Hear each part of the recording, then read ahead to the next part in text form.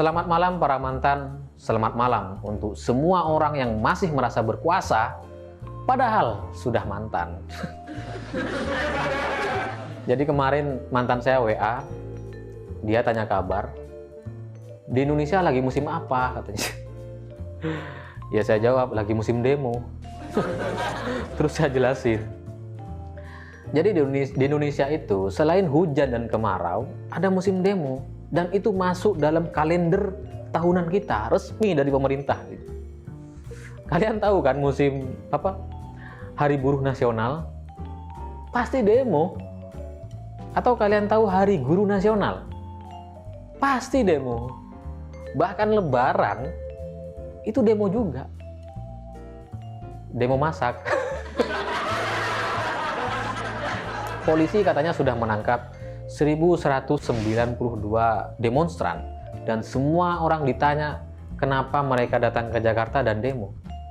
Gak ada yang tahu, gak ada yang punya alasan, datang aja katanya.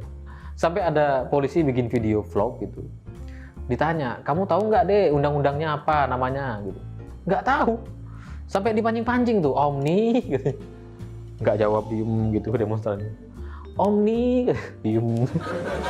Sampai gergetan tuh polisinya.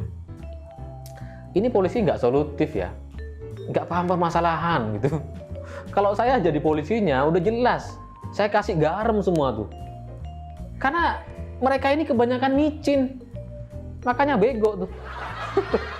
Lagian kan kita udah tahu ya, waktu kecil, waktu SD, itu kita disuruh bawa garam beriodium ke sekolah. Gitu.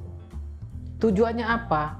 Untuk menyeimbangkan, mana tahu di rumah kita kebanyakan micin. Jadi di sekolah ditakar tuh, oh ini misinya banyak, kasih garam yang banyak gitu. Enggak ya, ya pokoknya gitu. Terus polisinya ngasih nasihat gitu, makanya deh kamu tuh kalau mau demo baca dulu katanya. Terus netizen ikut komentar tuh, makanya deh kamu demo apa baca. Terus saya ikutan ngegas tuh, makanya kamu baca. Enak juga yang ngegas.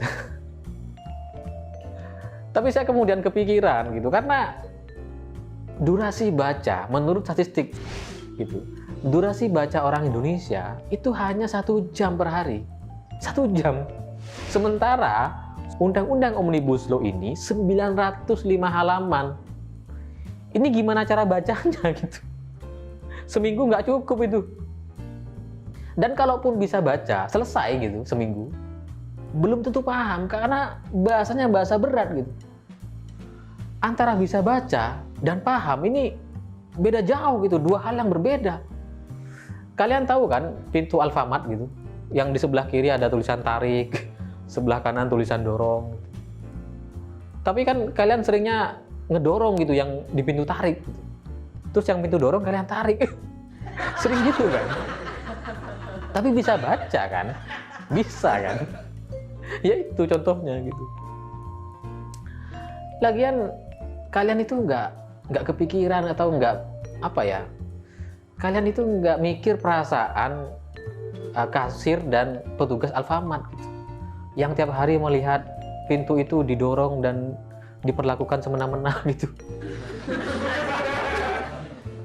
Itu kebayang nggak gimana perasaan kasirnya gitu, ngelihat kesalahan-kesalahan yang sama diulang berulang kali. Satu hari itu kan ada ratusan orang gitu keluar masuk gitu, pelanggaran semua itu. Makanya kalau kita belanja di Alfamart terus kan ada sisa 100 sampai 500 rupiah itu sering ditanya gitu, berkenan donasi gitu katanya kan. Ini untuk apa? Untuk membiayai sakit hati mereka.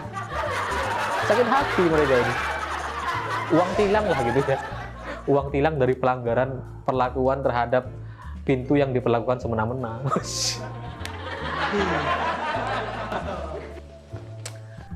Tapi begini, menurut saya demo itu kayak pasar malam gitu.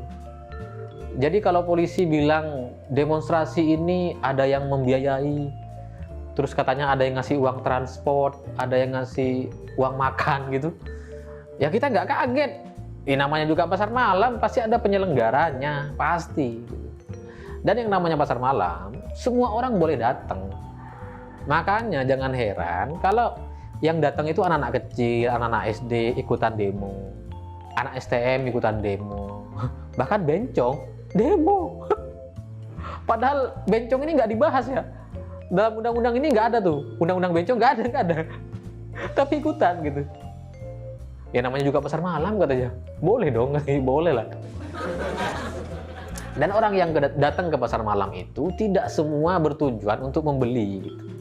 Nggak semua orang paham, nggak semua orang tahu apa isi dari pasar malam itu gitu.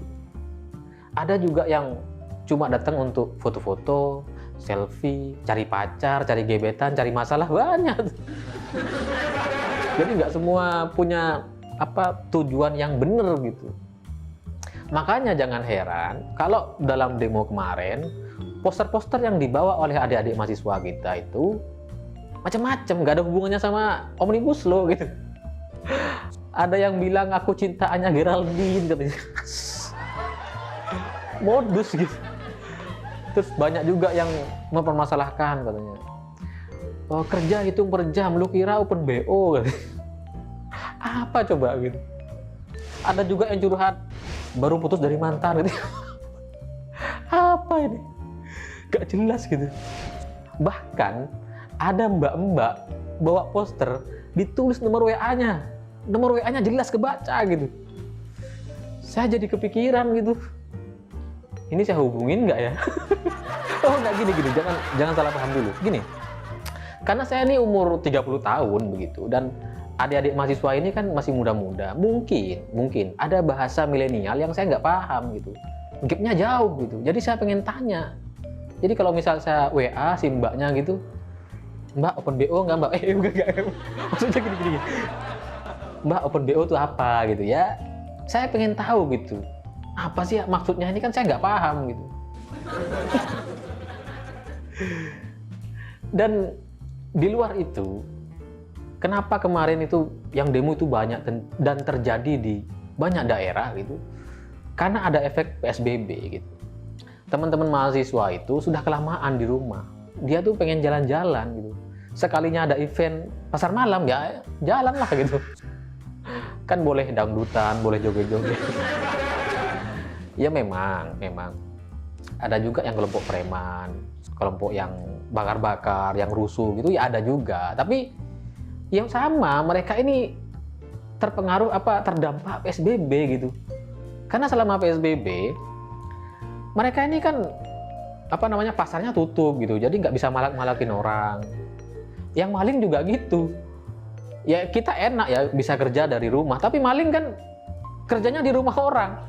Sementara rumah orang itu ada orangnya terus gitu, jadi nggak bisa kerja maling ini gitu.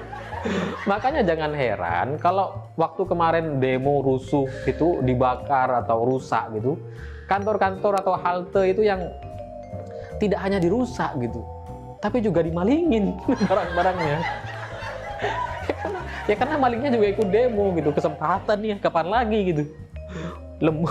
Mumpung libur katanya. Udah kelamaan tuh nggak maling gitu.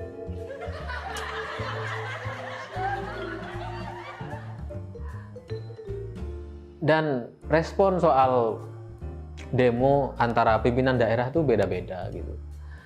Kalau di Surabaya kita bisa lihat Risma marah-marah gitu, bahkan ngedatengin pendemonya yang ditangkap tuh.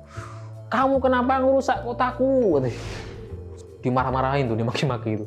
Kamu tahu nggak? Aku bangun ini capek, tahu nggak? Kenapa kamu rusak? Marah-marah. Tapi di Jakarta santai bos. Gubernur Jakarta datang ngelihat ada halte kebakar. Oh itu 20 miliar. Terus ada gedung rusak. Oh itu 1 miliar. Oh enggak, ini 50 miliar. Oh gampang. Nanti ini kita perbaiki. Nggak masalah. Terus ada yang nanya gitu, kenapa Min? Kenapa ya respon antara Surabaya dan Jakarta itu pimpinannya beda-beda katanya. Kenapa nggak marah tuh? Kenapa yang di Jakarta nggak marah? Ya saya jawab gini, ya karena Risma itu kerja beneran kerja membangun kotanya, memperbaiki gitu Surabaya, dan menganggap Surabaya itu sebagai rumah dia gitu. Ya kita kalau rumah kita yang sudah kita bangun dengan susah payah terus dirusak orang, ya marah lah, wajar gitu. Tapi di Jakarta, ya enggak bangun dia itu. Cuma nempatin aja gitu. Dan kalaupun bangun, ya cuma bangun peti mati sama monumen bambu. Tapi kan nggak dirusak, ya nggak apa-apa katanya. Tapi kalaupun dirusak, itu tetap tenang-tenang aja, karena bisa korupsi lagi gitu. Sebagai pakar mantan, saya ingin berpesan begini. Pertemuan pertama selalu karena kebetulan. Pertemuan kedua pasti direncanakan. Tapi pertemuan ketiga, keempat, dan selanjutnya adalah candu. Begitu juga dengan demonstrasi. Begitulah kura-kura.